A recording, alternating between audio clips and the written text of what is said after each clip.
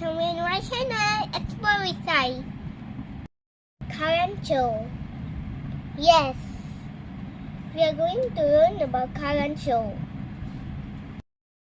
Kalanchoe is a low maintenance plant. Can be indoor or outdoor. In the first day, there is only one flower.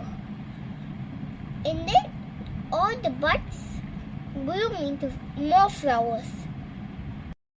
They need succulent and cactus soil. They need partial sunlight.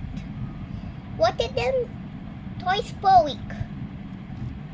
Ideal temperature is 5 to 43 degrees Celsius. Kalanchoe have variety of colors. Okay, well, catch you later. Bye.